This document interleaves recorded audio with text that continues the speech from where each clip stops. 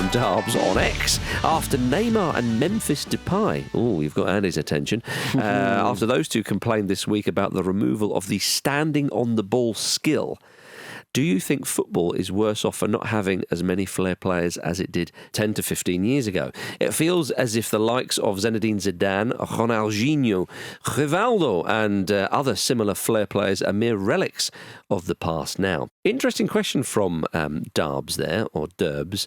He talks about that standing on the ball skill, which some may remember Andrei Kanchelskis did that once upon a time. Didn't dare do it in Brazil, though, did he? No, he didn't.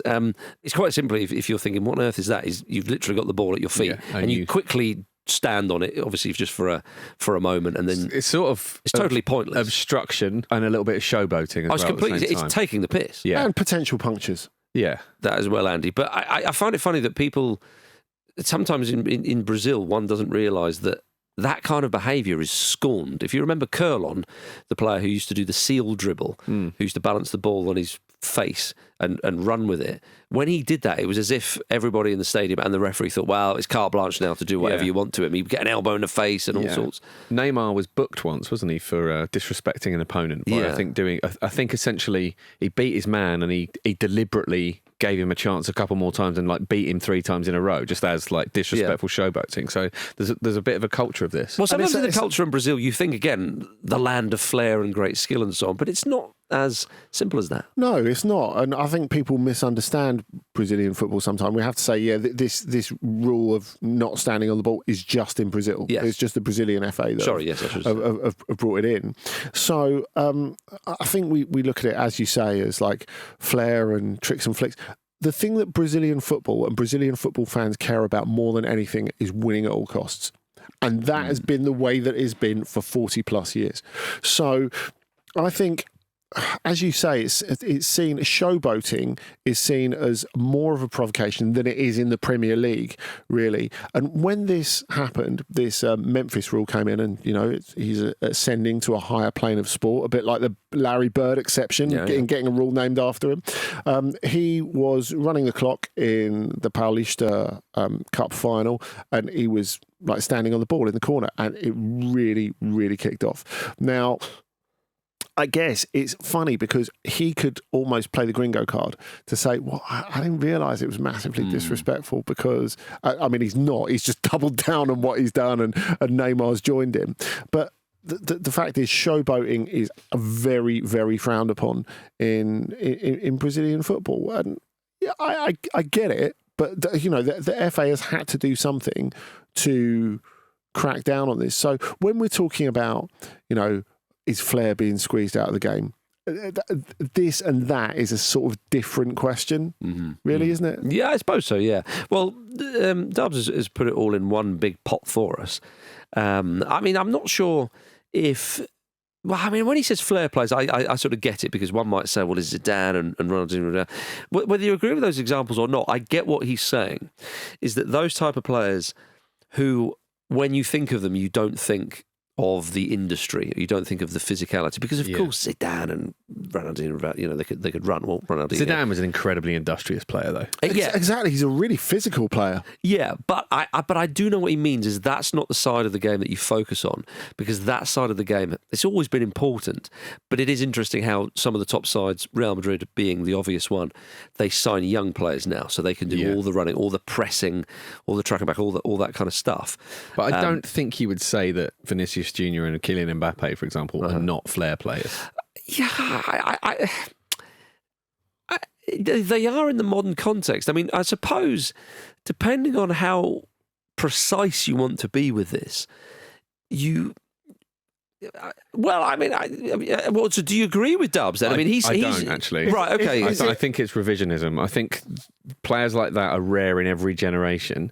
And I reckon 10 to 15 years ago, people would have been saying a similar thing about players they remember from when they were young. Is it a difference? There was only ever one Ronaldinho. Yes. Is it a difference in players or a difference in the way we analyse them, I suppose? Because, as you say, we don't think of Zidane as a physical player, which he definitely was, by the way. I think if you look at Ronaldinho, and by the way, thanks for having respect for the Brazilian game by pronouncing his name properly. I didn't want anybody... Wonderful. More respect for the Memphis. Yeah, right, exactly. It has to be said.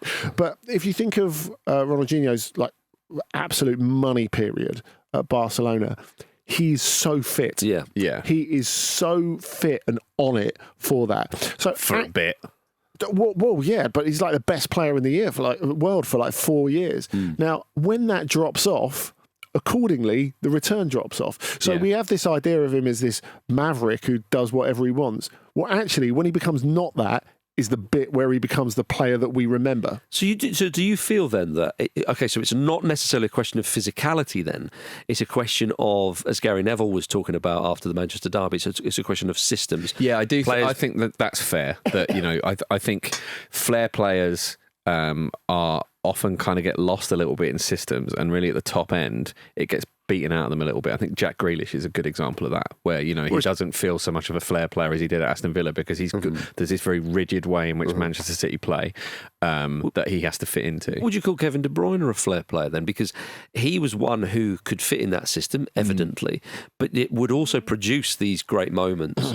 He might not have been as flashy, if you like, as Ronaldinho, but pinging the ball in and the crosses, you think all that kind of stuff. I don't know if I'd call him KDB a finesse player. Yeah, I agree. Okay, I don't think he is in the flair player category. When you're talking about Grealish, the pre-player to that really is Joe Cole. You think of Joe Cole at Chelsea, don't you? Yeah. And so many times when I look at Joe Cole, whether he's sat on a sofa or whether I see footage of him playing a game, I think, I'd love to have seen him playing La Liga for a couple of years. Yeah, God, yeah. You always feel that, and there's that feeling, whether it's right or wrong, that Mourinho, in sort of moulding him, and it is Mourinho, of course, in moulding him to someone at the service of a team, took something away from him. Now, I think Joe Cole himself would probably say that's a fair exchange because he ended up with a load of trophies. But I guess that and systems, as you say, is probably the thing that Darbs is driving at here. So you would call Joe Cole a flair player, or you'd be tempted? Absolutely. Would you call Phil Foden a flair player? No. Yeah, I would. Yeah, you would. Well, that's it. So there you go. That's very interesting. It's so objective, though. Well, this is it. So I think that it's so subjective, though, isn't it? There's definitely a chat, though, that a sort of mercurial number 10 who can. I think luxury player is maybe a term that could be used here as well. I don't know if the examples that Darbs has used. I'm not ascribing to that to Darbs. I'm right. saying that in this conversation, I think one could bring that in and say that the type of player who wouldn't really be that interested in tracking back would be seen as just kind of floating about. And now we're back on Memphis. There we go, doing his thing or whatever. You think of at times, and again, this is people probably can say this is alone, but someone like I say Francesco Totti or something. At times when the team was sort of moulded around him, it was kind of. Maybe that's not a great example, but a player who, okay, so if I'm going to sound a bit more like a perv, in football terms, someone like your man in Roman Riquelme. Well, okay, yeah, so there's a good example. Or I was going to go for not an athlete. Yeah, so I was going to say for in the centre of the pitch for Deportivo, Super Depor, Valeron. That's Thierry Henry's favourite. Yeah. So someone like a Riquelme or Valeron, that type of player.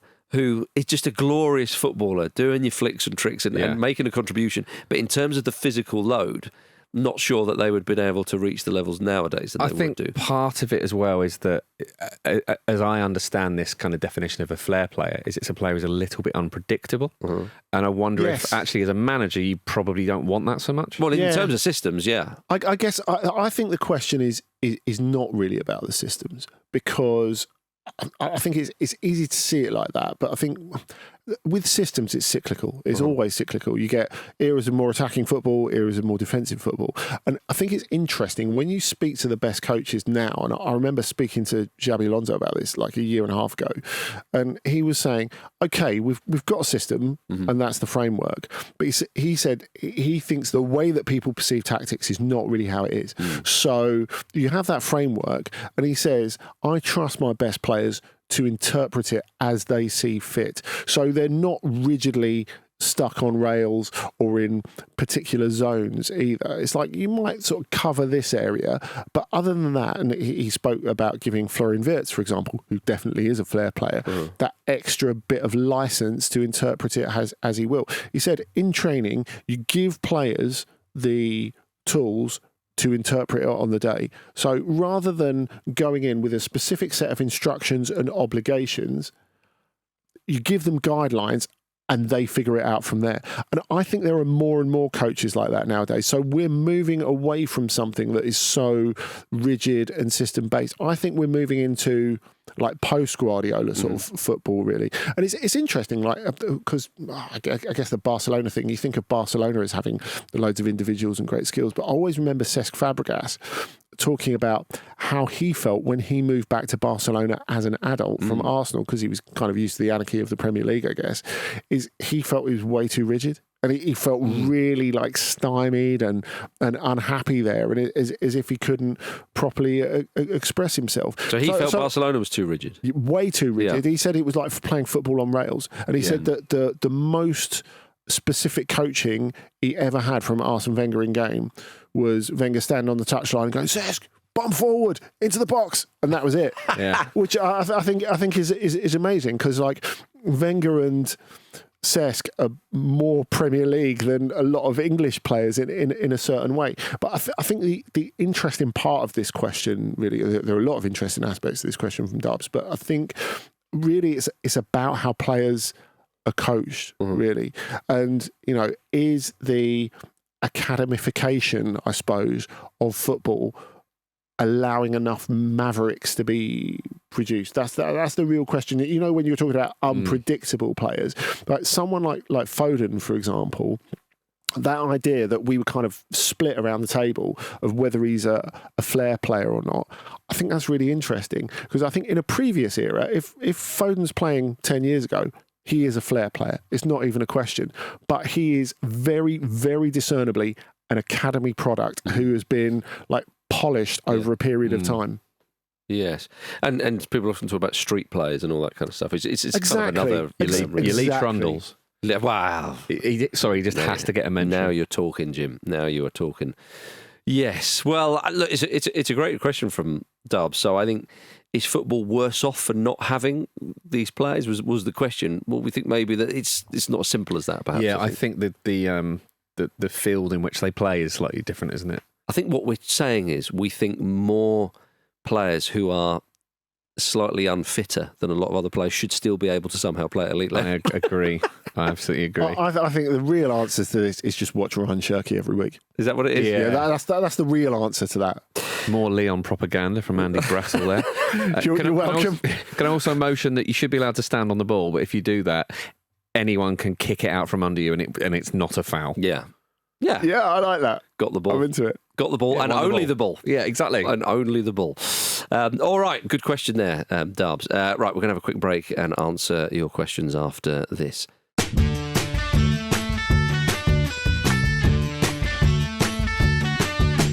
We're going on tour, everybody. The Football Ramble Time Tunnel is coming to a city near you. Glasgow, Newcastle, Birmingham, Manchester and London between the 9th of May and the 17th of May. Click on the link that's just appeared in the top right-hand corner of this video and get your tickets. Don't delay. Get one today. Jim, you've got the next question. I do, from Grant. Possibly Grant Mitchell, possibly not. With news that Mo Salah has signed a new contract at Liverpool, what's the best example of a player who stayed for 1 or 2 seasons too long at one club? Ooh. Shots fired from Grant there. Yeah, we talked about this yesterday, that we feel it's a good deal, but Andy, as you said, if the first year of that 2-year contract, you know, he's still Mo Salah, he's pretty good, and then the second year it's like, nah.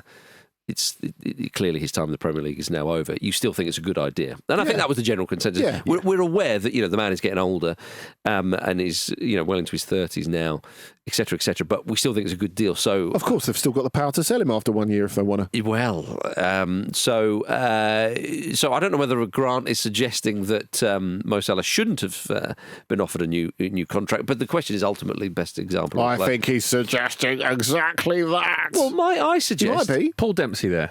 Might I suggest that a man who is going to be leaving the Premier League in the summer might have left the summer before, Kevin De Bruyne. I think that's fair enough. Yeah. I mean, I suppose the reason the pause is that so many players have underperformed there. Yeah, you think, would it made a difference? Yeah, is it a De Bruyne thing? Is it a City thing? Yeah. I think that's true. I think Marcus is right though. I think the Manchester derby is a great example of how he's perhaps his powers are on the wane. Sure. The reason why I say that is not because I don't think Kevin De Bruyne has been crap this season. No. And lest we forget, Man City's still alive in the FA Cup, and he's the one who gets that late winner against Leyton Orient in the earlier rounds. I just think that, again, for a neutral watching, you want a player to go out. Not always, but I think usually you want a player like that to go out at his best. And so this season, it's been a bit of a shame that he's still in there. But mind you, could still win the FA Cup. So, I mean, it's not the best example. I don't think anyone's going, bloody hell, why is this guy still here? I think Man City fans are probably thinking, well, it's probably just as well we kept hold of him, all things considered. But it's a decent example, definitely. I think the one that... Because I guess if we were to steer it away slightly from players who are running out of physical gas, which I think is the De Bruyne end of it, isn't it? He's clearly not able to play 38 Premier League games in a season anymore. Yeah. And hasn't been for a while. The one that I think is Antoine Griezmann at Atletico. When he did that thing to sort of copy what LeBron James did. When that was mad. He doesn't get enough shit for that. No, I love Antoine Griezmann. He's one of my favourite players, but that was ridiculous. So what did he do? Same. Remind everyone what so he did this programme called The Decision, and he did it in conjunction with Gerard Piqué's TV production company. And he said, there's this famous thing in basketball when LeBron James leaves the Cleveland Cavaliers, and he goes, he sits down and he goes, I've decided on this live TV special, I've decided to take my talents to South Beach, where I'll be joining Miami Heat. And we know Griezmann's obsessed with American sports and particularly NBA. So he says, I'm going to do LeBron. And then he decides that he's not going to go to Barcelona. He's going to stay at Atletico. PK is really pissed off because he thinks, I've got the rights to this, and he's going to sign for my team, and he doesn't. And that causes quite a lot of shit when he eventually does get to Barcelona. A lot of the key figures in the Barcelona dressing room are pissed off that he didn't come the year before, and they're like, you've decided to deign us with your presence, have you, sort of thing. And the extra year at Atleti doesn't really work, and he realises probably half or two-thirds of the way through the year that he should have gone the summer before. So it duffs his last year at Atleti. It kind of puts him massively on the back foot for when he arrives at Barcelona, and it never really works out there. Of course, the fact that it's Messi's team is part of it, and there are other factors as well, but he's okay for Barcelona, but it never quite works there. While he's there, he misses Atletico winning La Liga as well. So it massively... And he's now back there. Yes. So and he's not going to win a trophy there in the time that he's back there either, it looks like. So really, Griezmann is a great player, like Jim says, who's had an incredible career. That decision not to go, to stay for that year too long at Atletico the first time, has completely knocked his career and his ability to win trophies out of kilter. An interesting one. I think a big and fairly obvious example from the Premier League would be Wilfried Zaha. Now, obviously, loyalty counts for a lot, and that's its own reward, and what he means to Palace and what Palace means to him is a really important thing that needs to be respected and not overlooked. And I'm sure he's happy with that. But there is a sense in there that there was a point where he could have gone and played for a Champions League team, and obviously he eventually did that in Galatasaray. But that's not what I mean. I think you mean when he was being linked with Dortmund or whoever? Yeah, or he famously very very nearly joined Arsenal. Yeah. But Arsenal signed Unai Emery, Nicolas Pepe instead. And apparently the story behind that is that Emery really wanted Zaha. Palace were happy to sell him. Zaha wanted to go. But they wanted Bukayo Saka, a very young Bukayo Saka, as part of the deal. And Emery was fine with that, but someone very sensible somewhere in the club said, no, we're not going to do that. And that was part of the reason of Pepe ending up there instead. But that's whether very it was dystopian for you, isn't it? Yeah. Oh, God. But whether it was Arsenal, whether it was somewhere else, you feel like Zaha could have really made his mark at a higher level than Palace were, with all due respect to them. Well, off the back of that, are you having Harry Kane for this? Well, it did enter my mind. Yeah, Harry Kane. That he could. I mean, I suppose he being such a incredible goal scorer, make sure that he has the individual accolades or tops the charts at Spurs and all that kind of stuff. Yeah, and clearly does have a lot of love for the club, and it's like, where are you going to go? But at the age he was and so on, it's like, who is actually going to go for him? Because you look at the potential landing spots, and it was really, unless it was Man City, it was going to be outside of England. Yeah. So I think you could argue he was quite fortunate that Bayern paid all that money for him. Yeah. Because I don't think there was many clubs who could. No, there was linked with Man United for a long time. People kept saying, it seems like a good idea. City move. We know now that wouldn't have. Yeah. Yeah, Kane is definitely one of, that did enter my mind. I mean, there's a number of players you could say in terms of should have retired earlier. Did they have to extend their contract or like boxers who take an extra fight? Exactly, which of course I totally get. I totally understand. I understand why, but this is staying an extra 1 or 2 seasons at a club. I think that's why Griezmann is a good one, because there's a guy who's in the prime of his career, and to use that as an example, I think is quite a strong one. I think a current example is Bruno Fernandes. I'm impressed by his loyalty, but he's been at Man United for 5 years. It's prime, really. He's won an FA Cup and a League Cup, and that's kind of it.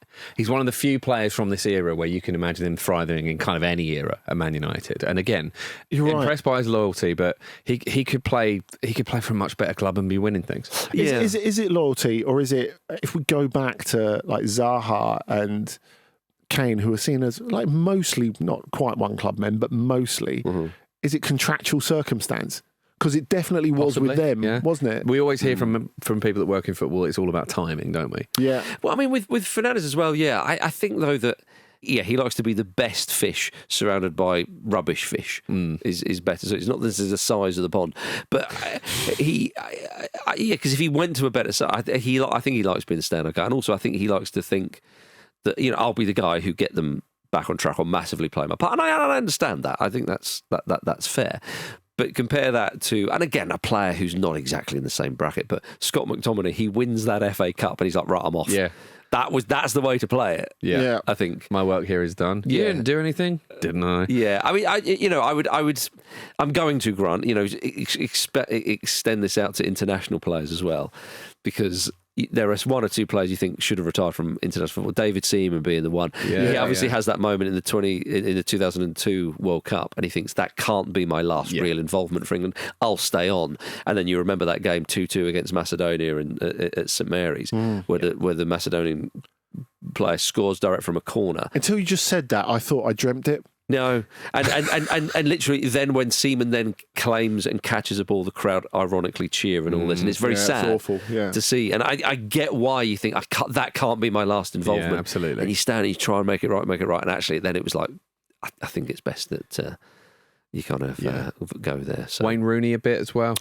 Yeah, I think Rooney was just unlucky with England that he was in that period. Possibly. Another, going back to Naples, I wonder if Marek Hamsik might have played for a top club. There was rumours throughout his career. He was always being linked everywhere, wasn't he? Left, right and centre. I think there was some quite concrete interest from Bayern at one point. Yeah. So I think it might have been good. But a legend, though, at Napoli. Well, this is it, isn't it? It's the record that eventually gets taken over by a guy who doesn't even arrive as a striker in Dries Mertens in terms of all-time goal scorer. So he's all-time goal scorer for Napoli for about a season. But if we're talking about Napoli, and you mentioned Scott McTominay before, if we could change the question to what's the best example of a player who's stayed for 1 or 2 spells too long at one club, maybe Romelu Lukaku in Chelsea. Oh, is that right? Yeah. I thought you were going to say Maradona, actually. Napoli, for very much off-the-field reasons.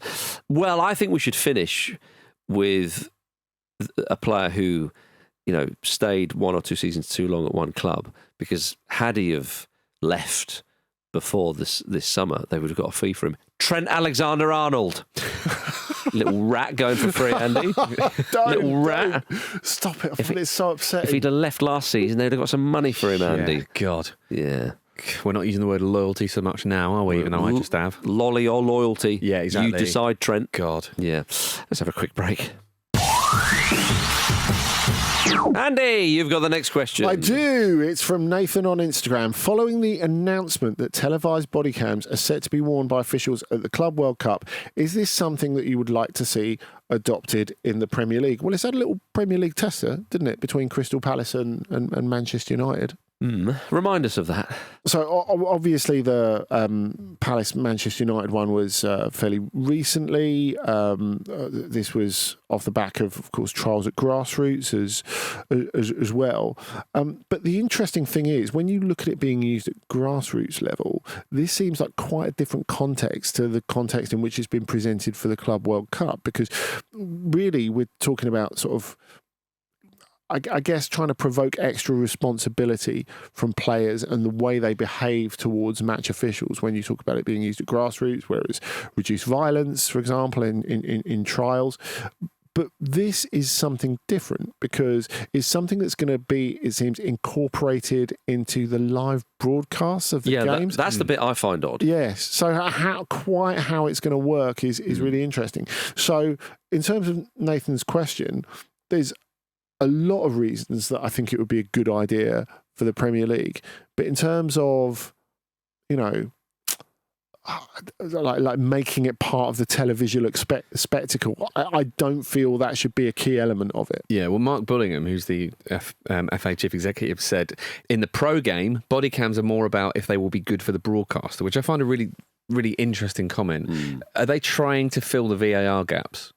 Like with something else, so that like people stop moaning about how boring it is because there's something happening on the screen that might be a part of it. That's not going to change the in-stadium experience, is it? No, it's not. But there's only so much you can do about that when there's a stoppage. Yeah, I find it interesting from those sort of grassroots reasons and so on. I mean, Mark Clattenburg was on that show with Jamie Carragher and co on Sky Sports fairly recently, and he said that was enjoyable, wasn't it? Well, he said that. He was talking about a time when Craig Bellamy was up in his grill, and he said that I think he'd already booked Bellamy, but whatever it was, he said he could have sent him off for the stuff that Craig Bellamy had said to him. He then gave him a second yellow for a dive, which he went, oh, I looked back on it on the TV and it wasn't a dive, so he was like, oh crap. And Bellamy never forgave him. But the point is, he thought I could send him off and perhaps should send him off for what he's just said to me. But he said, I didn't want to basically attract the world's media to sending a player off for that. Now, how much one, believes Clattenburg or whatever, I'm sure that referees have probably had that thought process before. And I think that if it is to help people officiate and say, well, look, he sent him off, but actually, this is what happened. Here's the exchange. Now, I understand that you might not play that if you're a sports broadcaster like TNT or Sky Sports, because there it almost certainly would be a lot of expletives on there. But, you could bleep them and subtitles. We're all big boys and girls here. But I think it would perhaps be quite shocking for some people to see that and go, well, actually, this is why he got sent off, because look at the stuff he just said. Listen to what he just said to the referee. Yeah. And I think this would be popular for referees to give them a little bit of sympathy and also maybe even protection. Yeah, a bit of understanding as well. And the results of the trials have apparently suggested it's been a kind of successful deterrent of that sort of behaviour. The way it actually works is quite interesting. I found an interview with a guy called Ross Joyce, who's the national referee manager, and he says in that interview, if a player becomes angry or aggressive during the game, the referee can activate the camera by pressing the button to start the recording, at which point the player would see themselves on the screen. So they'll be sort of wearing, as Pete Donaldson has been, demanding for years, they'll be wearing a little iPad style thing, I would think. And he continues, the technology also allows us to capture the 30 seconds prior to activation. If there's an incident, the referee would report the game to us along with the details, and we will then extract and review the footage, which can be used alongside the report of the referee. So it will be quite literally take a look at yourself.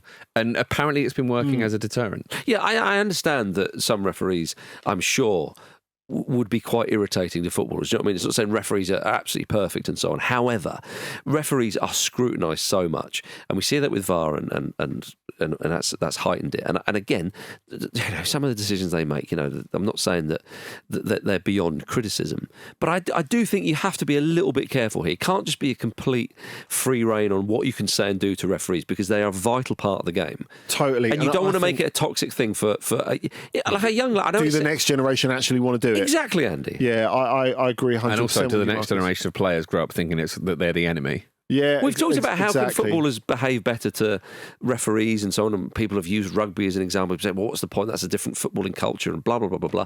I think that if it was deployed in a slightly different way, because we're talking about broadcasters here, although you could incorporate that, I think this is not a bad idea. Yeah, and maybe the televised bit of it, even if we're having difficulty in imagining how it could be absorbed into a live TV broadcast. I think that's an important thing to change the whole discussion around referees. So it's not just inviting the players to look at themselves, because I think it will take time when you're in the heat of the moment to sort of calm down and think, yeah, actually I did behave like a bit of a dickhead there. I don't think they're going to see it right at the time, but I think to show people that human side of referees and what they have to put up with, because that's really what we've lost in the discussion around referees, the fact that they are humans and they will feel threatened and upset and all those things at various points, and they will react in a certain way off the back of that. And I think sometimes when we're watching on television, we can really forget about the humanity of referees. So if there's a way that in the televisual spectacle we can have a better understanding and a reminder of that, I think that leads to far more healthy discussions around the game, around referees, and ultimately that will improve refereeing. Because at the moment, refereeing is in a really bad place because there's no reasonable discussion around it. Yeah, I agree, Andy.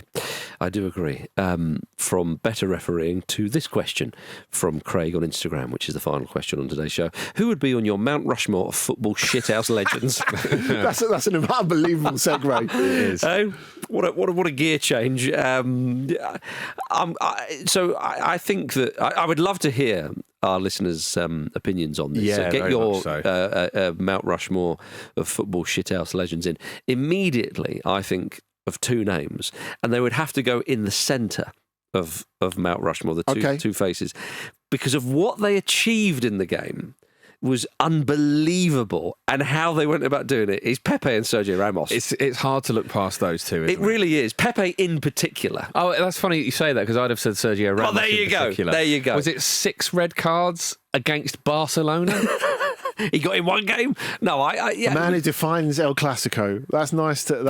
But Ramos, won the World Cup, won everything. At international and 30 in his career. 30 red cards. Yeah, got one for Monterrey, where he is at the moment. There you go. That's it. In going to Mexico, he's kind of taken it to his eventual conclusion in that it's going to become lucha libre. Definitely, isn't it? Definitely. I think for what he achieved in his career, and yet he still kept up that amount of red cards. It's phenomenal. I think it's a huge part of it, really, because we think about footballers like playing too many games. I mean, essentially, he's given himself a year and a half off in his prime at regular intervals, which has probably helped him stay at the top for so long. Whenever you're telling me that about Pepe, though, I'm thinking of Pepe in the Umbro advert on Valentine's Day, where he's in a tuxedo playing the piano, and he's going, "You were made for me, and I was made for you." And he starts playing the piano, and he's got this Umbro boot on a sort of cushion on the back. And seeing him in such a sort of calm, sort of lounge singer sort of way is very, very good. It's a brilliant ad. I mean, Pepe as well. I mentioned Sergio Ramos winning the World Cup. Pepe with Portugal, it's a taller order, but he won the Euros and the Nations League, damn it all. Yeah, and obviously they won so much together. And you're right, I do think, shithousing isn't necessarily just done for the fun of it, is it? It is a means effective to an end, shithousing. and therefore those trophies matter. I would say because of the individual impact and the scale of it. I think we're going to agree on this one. It has to be Marco Materazzi. Oh, okay. I wasn't going to.